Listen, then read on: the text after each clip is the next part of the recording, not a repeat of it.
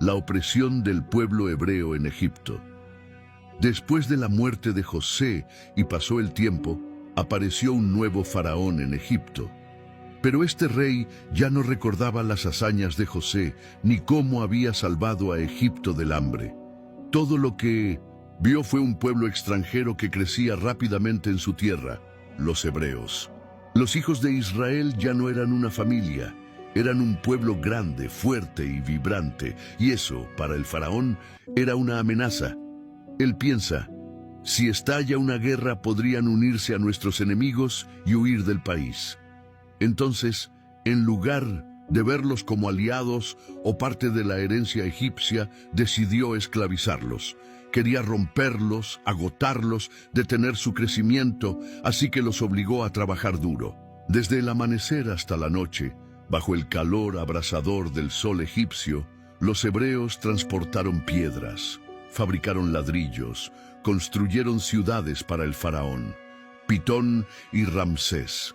Los látigos cayeron sobre sus espaldas, las manos sangraban, los niños lloraban, las madres oraron en silencio, y sin embargo, continuaron multiplicándose. El plan del faraón no funcionó. Cuanto más los oprimía, más fuerte se hacía el pueblo. Luego, endureció aún más su corazón. Ordenó a las parteras hebreas que mataran a todos los varones recién nacidos, pero estas mujeres temían a Dios más que al rey y no obedecieron. Entonces el faraón dio una orden aún más cruel. Todo niño varón que nazca será arrojado al Nilo.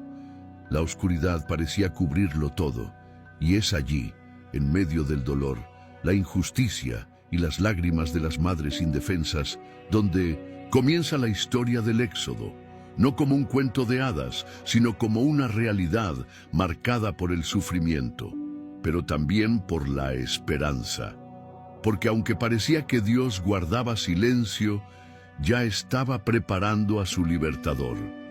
2. El nacimiento milagroso de Moisés.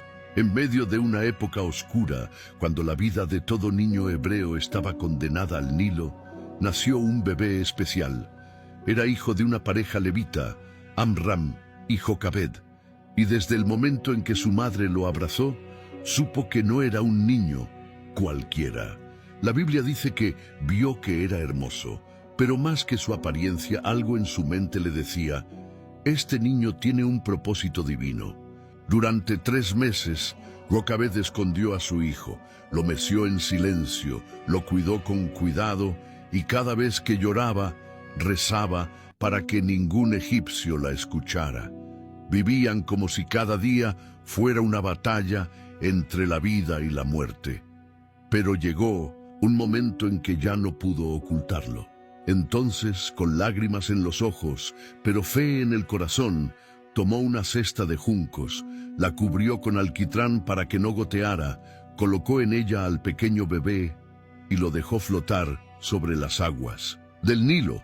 No fue abandono, fue una entrega. Jocabed no sabía qué iba a pasar, pero confiaba en que el mismo Dios que le dio este hijo también podía protegerlo. La cesta flotó suavemente, guiada por la corriente, hasta llegar a un lugar inesperado, el palacio del faraón.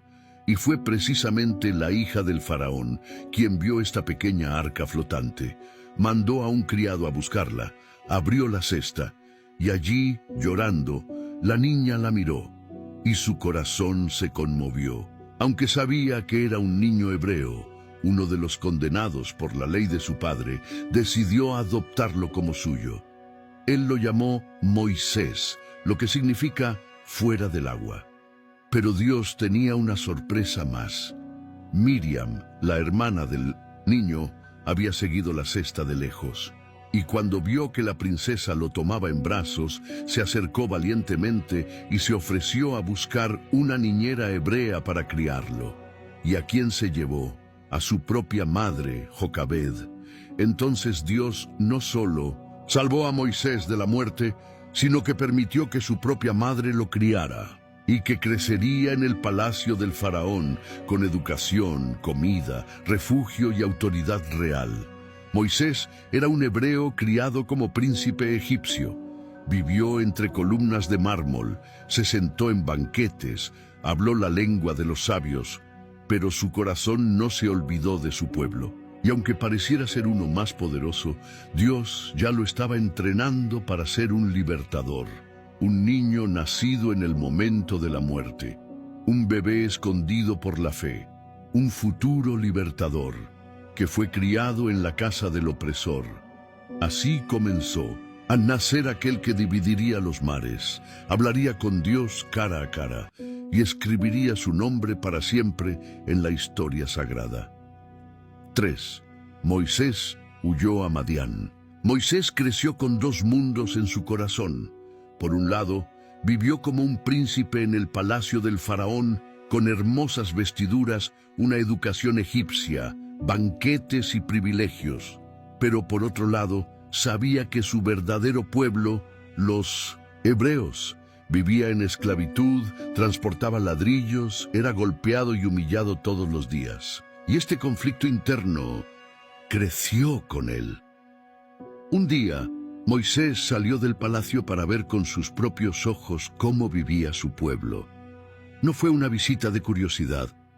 Era como si su alma lo llevara de regreso a sus raíces. Caminando por los campos, entre el polvo y los gritos de los capataces, vio algo que no pudo soportar: un egipcio golpeando brutalmente a un hebreo. La sangre hervía en sus venas. Moisés miró hacia un lado, miró hacia el otro, y al ver que nadie lo miraba, intervino. La pelea terminó fatalmente. El egipcio murió, y Moisés lo enterró en la arena. Pensé que nadie lo vio, pero al día siguiente volvió a salir y vio a dos hebreos peleando. Quería separarlos, como diciendo: ¿por qué se hacen daño si ya están sufriendo tanto? Pero uno de ellos lo miró y le dijo: ¿quién te hizo juez o príncipe sobre nosotros? ¿Me vas a matar como mataste al egipcio? En ese momento, Moisés sintió un frío recorrer su espalda. Lo sabían, y si lo supieran, el faraón también lo sabría. Y así fue. Cuando el faraón se enteró, ordenó capturar y ejecutar a Moisés. Pero antes de que puedan atraparlo, Moisés huye. Corrió por su vida, salió de Egipto y se perdió en el desierto. Imagínelo, un hombre que había vivido entre oro y columnas reales, ahora caminando bajo un sol abrasador, con los pies en la arena, sin agua, sin comida, sin rumbo. Todo lo que había conocido, lo había perdido. Pero Dios no había terminado con él. Después de días de viaje, Moisés llegó a un lugar llamado Madián. Allí, exhausto, se sentó cerca de un pozo. No sabía que este momento sería el comienzo de un nuevo capítulo en su vida.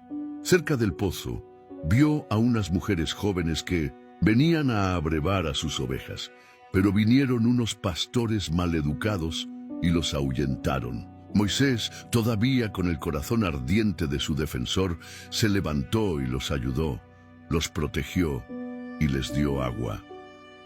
Las niñas llegaron a casa más temprano de lo habitual y su padre, Jetro, un sacerdote de Madián, les preguntó por qué. Le contaron lo que había hecho el extraño y Jetro mandó llamarlo.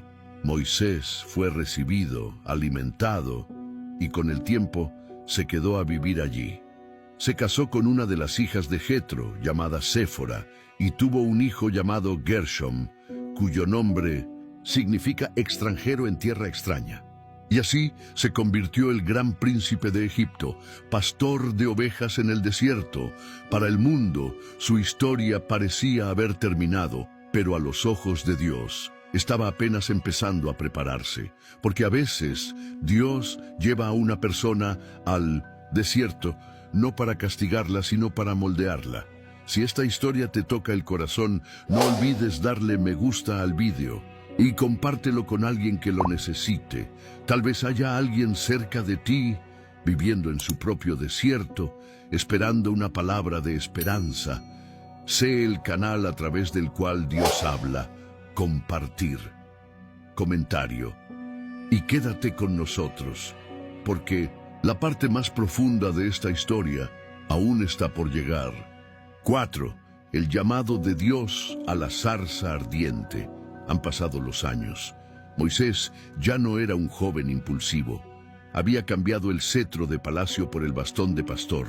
En Madián aprendió a cuidar los rebaños, a escuchar el silencio del desierto, a vivir lejos de la grandeza y más cerca de la tierra.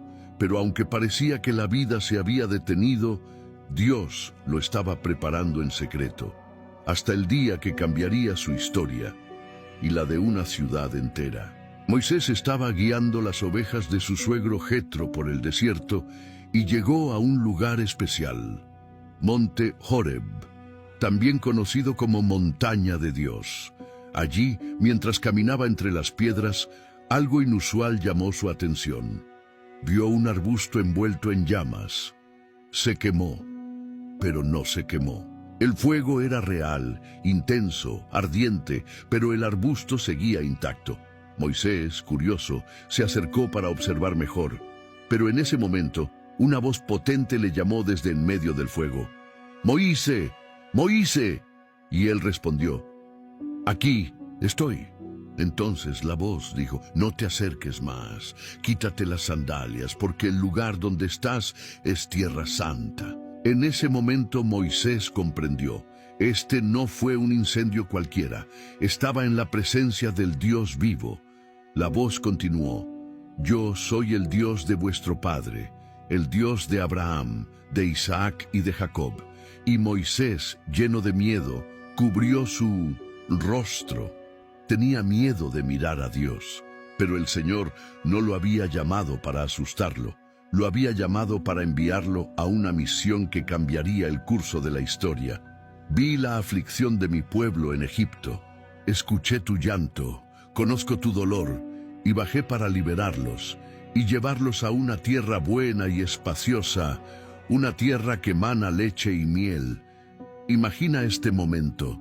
Después de décadas de creer que todo había terminado, Moisés escucha directamente de Dios que la historia no ha terminado, que todavía hay propósito, que todavía hay promesa, que todavía hay liberación. Entonces Dios le dijo: «Ir, te envío a Faraón para que saques de Egipto a mi pueblo, los hijos de Israel».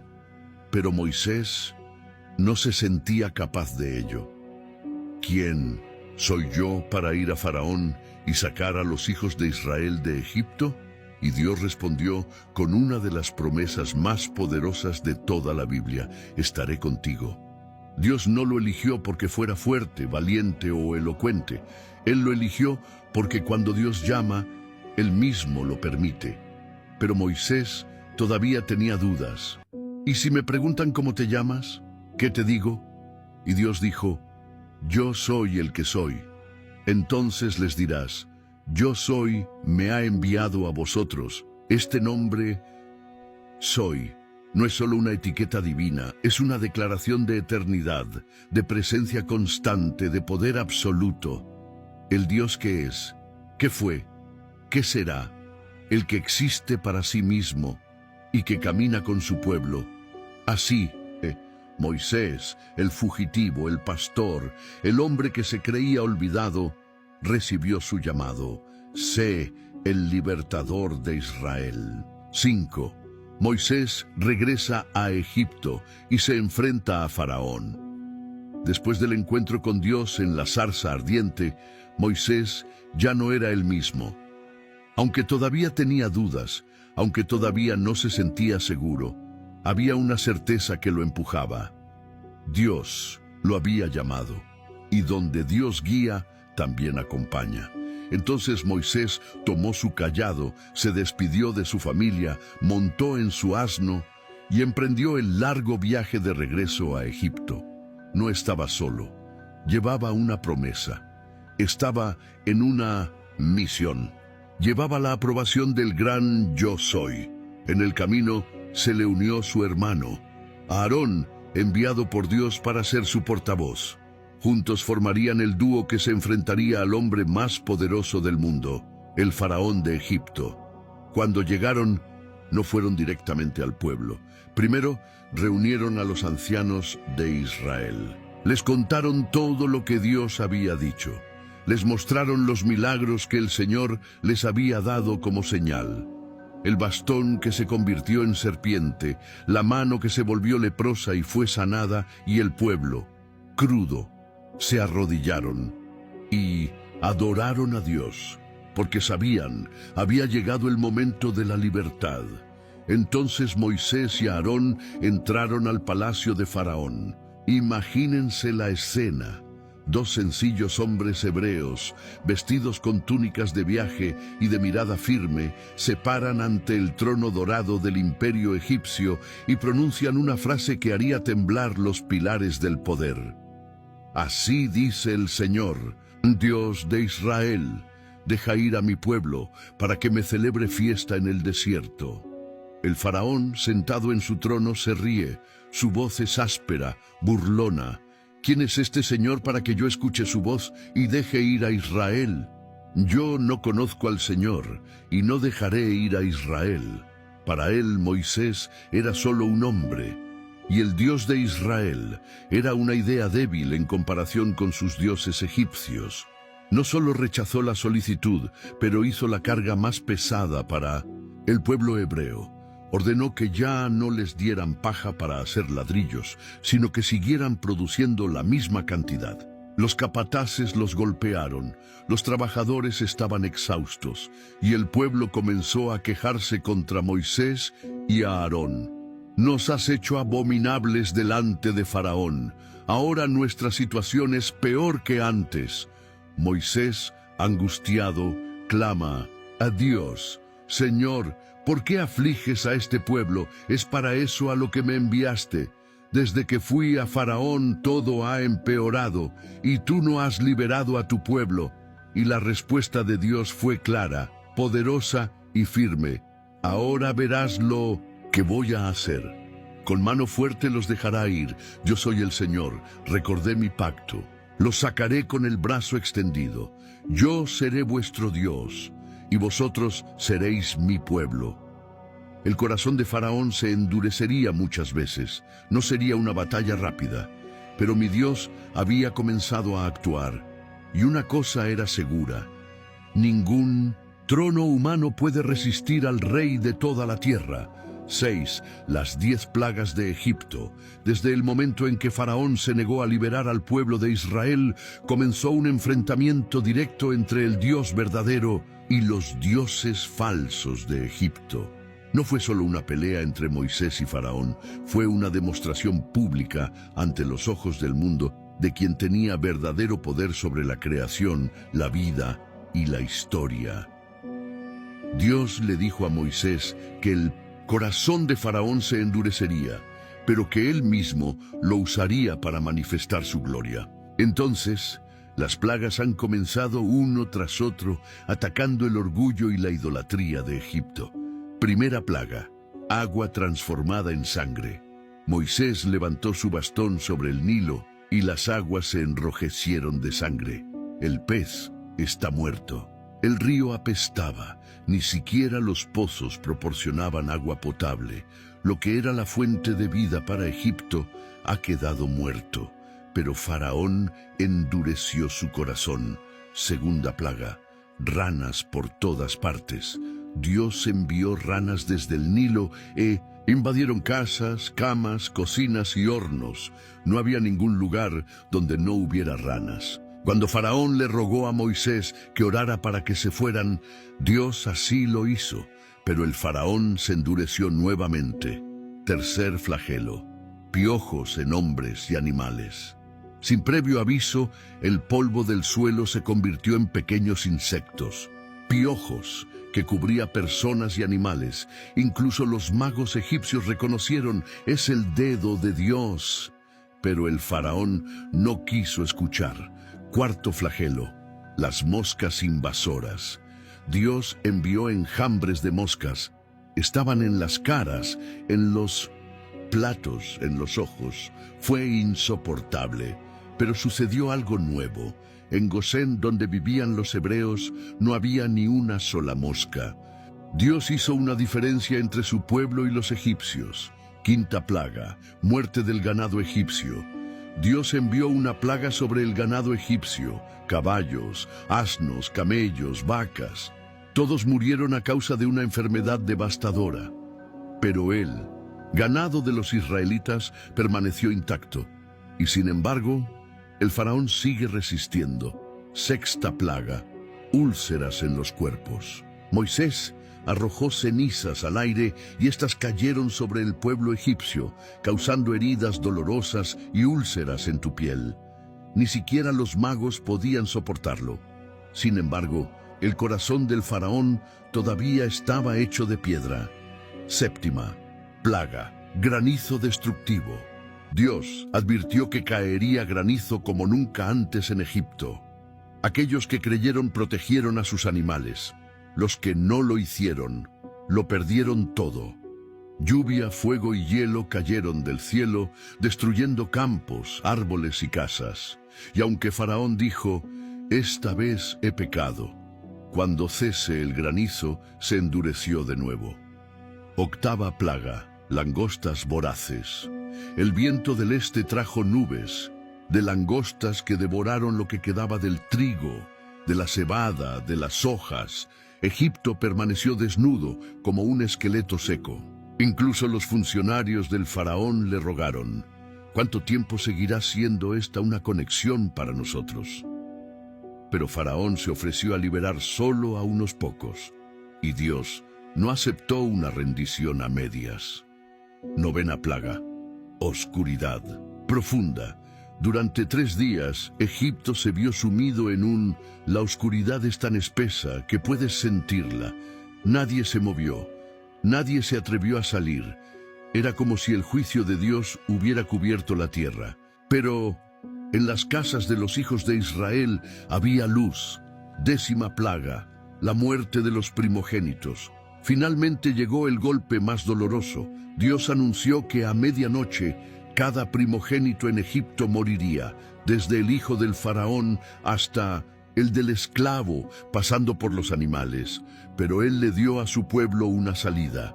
Debían tomar la sangre de un cordero sin defecto y marcar con ella los postes y el dintel de sus puertas. Esa noche, el ángel de la muerte pasó por Egipto, y donde no había sangre, había llanto.